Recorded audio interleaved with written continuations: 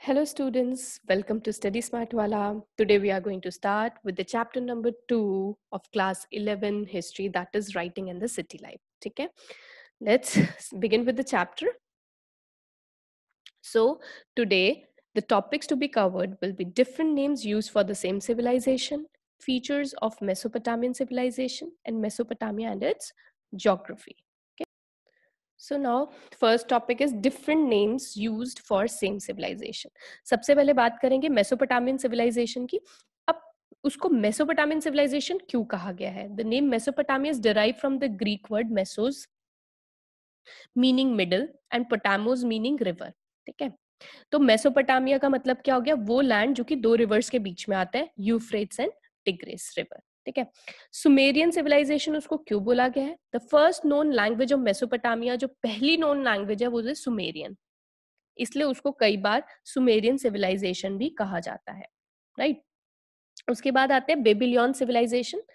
After 2000 BCE when Babylon become an important city of this civilisation, it is called Babylon civilisation. उसको बोल दिया गया था Babylon civilisation क्योंकि जब ये बेबीलोन बहुत इंपॉर्टेंट सिटी डेवलप हो गई थी उसके साथ और बहुत ही इंपॉर्टेंट सिटी कंसिडर करने लगे थे, तो उस सिविलाइजेशन को मतलब मेसोपोटामियन सिविलाइजेशन को बेबीलोन सिविलाइजेशन के नाम से भी जाना गया था. अकैडियन सिविलाइजेशन की बात करें तो जो अकैडियन एम्पायर था उस टाइम पे, वो अकैडियन जो अकैडियन लैंग्वेज बोलता था, तो उस टाइम पे 2400 BCE में अकैडियन स्पीकर्स, जो अकैडियन स्पीकर्स थे वो आए. तो क्या हुआ और एस्टेब्लिश अपने आप को कहाँ कर लिया? सर्दर्न पार्ट ऑफ मेसोपोटामिया में. तो उस रीजन को बोल दिया गया अकैडियन सिविलाइजेशन. क्या कह दिया? Akkadian civilization. अब बात करते हैं Assyrian civilization. When Assyrian speaker arrived and established their rule in southern part of Mesopotamia, जब ये असारियन स्पीकर्स आए और अपने आप को एस्टेब्लिश किया सर्दर्न पार्ट मेसोपोटामिया के, तो इसको असारियन सिविलाइजेशन कह दिया गया. समझ आ गया आपको?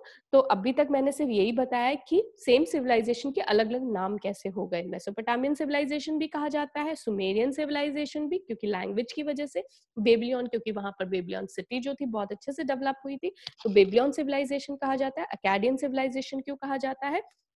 क्योंकि वहां पर अकैडियन स्पीकर्स है अकैडियन एम्पायर से. ऐसी असारियन सिविलाइजेशन क्योंकि असारियन जो एम्पायर थी वहां से असारियन स्पीकर्स है, उन्होंने अपने आप को एस्टेब्लिश किया सर्दर्न पार्ट ऑफ मेसोपोटामिया, तो उसको असारियन सिविलाइजेशन. ठीक है, नेक्स्ट अब मैं आपको ये रीजन दिखा देती हूँ. ठीक है, आप देख सकते हैं इधर ये पूरा का पूरा एरिया ऑफ, ये पूरा आप देख सकते हैं टिग्रिस रिवर और यूफ्रेट्स रिवर के बीच में जो ये है, this is the Mesopotamian civilisation. ठीक है, और मेसोपोटामियन सिविलाइजेशन की बात करें तो आज का क्या है? वो मॉडर्न डे इराक. ठीक है, अब बात करते हैं फीचर्स ऑफ मेसोपोटामियन सिविलाइजेशन. भाई इसके थोड़े बहुत फीचर्स भी पढ़ लेते हैं हम.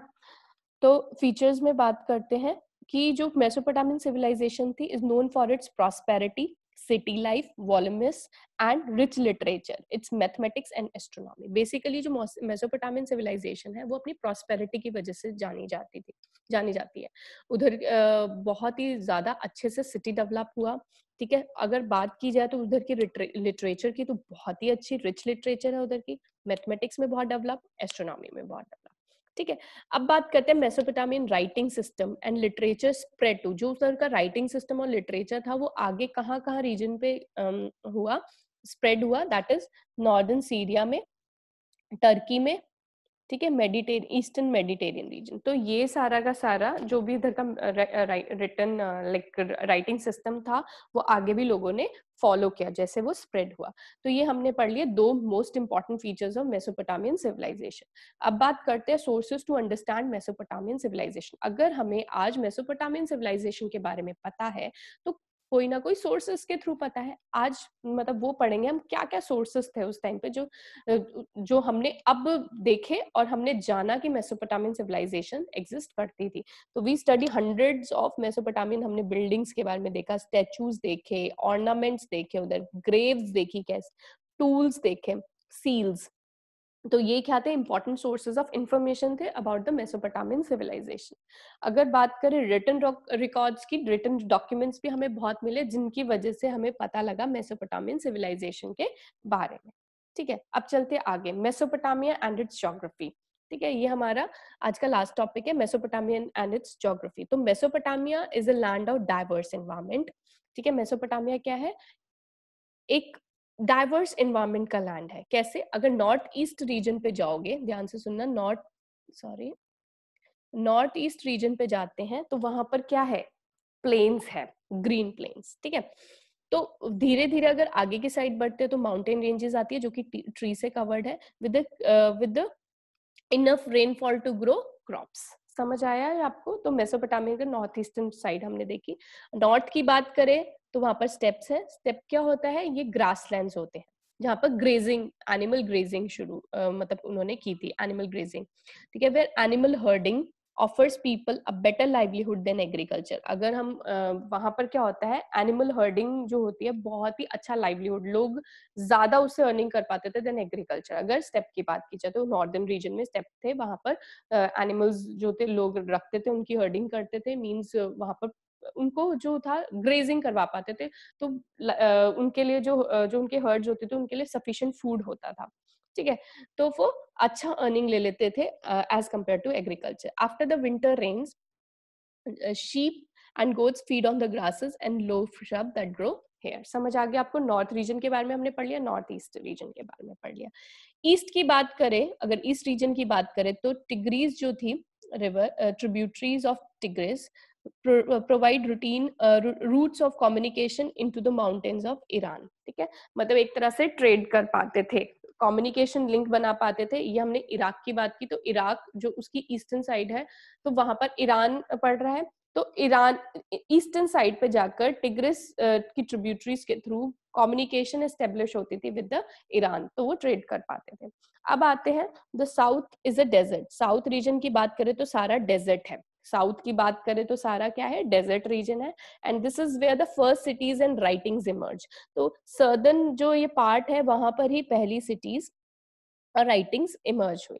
This desert could support cities because the river Euphrates and Tigris, which rise in the northern mountains, carry loads of silt. When they flood or when their water is let out onto the fields, fertile silt is deposited। अब देखो, ये जो desert है, वैसे तो desert आपको पता ही है कि क्या होगा, डेजर्ट जो है वहां पर वाटर का प्रॉब्लम। ठीक है, लेकिन क्या है इसमें, ये सपोर्ट कैसे कर पाता था सिटीज को? क्योंकि जो रिवर्स होती थी यूफ्रेट्स और टिग्रीज, जब ये फ्लडेड हो जाती थी, ये वैसे नॉर्दर्न माउंटेन से आ रही हैं, जब ये नीचे की साइड पर आती थी और ये फ्लडेड होती थी, तो अपने वाटर के साथ साथ ये नीचे जो सेडिमेंट्स है उसमें अपनी सिल्ट जो है वो डिपॉजिट कर जाती थी। और वो जो सिल्ट होती थी सर्दर्न पार्ट में, जो सिल्ट जो डिपॉजिट होती थी, that can make the land fertile, that made the land fertile. तो ये फर्टाइल कर देती थी लैंड को, तो फर्टाइल सिल्ट होती थी जिसकी वजह से एग्रीकल्चर बहुत अच्छे से सर्वाइव कर पाता था।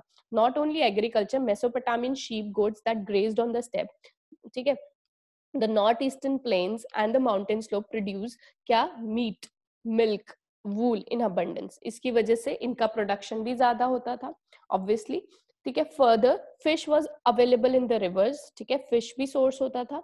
And date palms gave fruit in summers. तो हमने ये पूरा का पूरा उनका पढ़ा कि किस किस रीजन में उनका क्या क्या मतलब ज्योग्राफिकल फीचर्स थे। देखिए, मैं फिर भी आपको ये सारी चीजें बता देती हूँ, अब ध्यान से एक बार देखेंगे मैप की तरफ। ये मेसोपोटामिया हो गई, टिग्रिस रिवर हो गई। ठीक है, टिग्रिस इधर हो गई, यूफ्रेट्स इस साइड पे हो गई है। ओके, तो यहाँ माउंटेन्स की बात करेंगे तो जगरोज माउंटेन्स, अरेबियन डेजर्ट, ये पूरा डेजर्ट रीजन हो गया साउथ साइड पे। ठीक है, ये कौन सा हो गया? सारा डेजर्ट रीजन हो गया। ठीक है, टॉरस माउंटेन्स हो गए इधर, और ये सारे के सारा ये आपका मेसोपोटामियन रीजन हो गया। अब चलते हैं आगे। ये आप देख सकते हैं, इनकी नेबरिंग कंट्रीज के बारे में हम देख लेते हैं। ये मेसोपोटामिया हो गया, that is modern day Iraq. ये ईरान हो गया इस साइड पे। ठीक है, टर्की इधर हो गया, सीरिया के एडजेसेंट, और सीरिया इसके एडजेसेंट। ठीक है, फिर उसके बाद ये आप देख सकते हैं, हमें मेन चीजें करनी है। ईरान देख लिया हमने, टर्की देख लिया, सीरिया और इराक। अंडरस्टूड। सो आज का टॉपिक मैंने छोटा ही लिया है, नेक्स्ट वीडियो में मैं थोड़ा सा और इसको दोबारा से हम एक बार देखेंगे।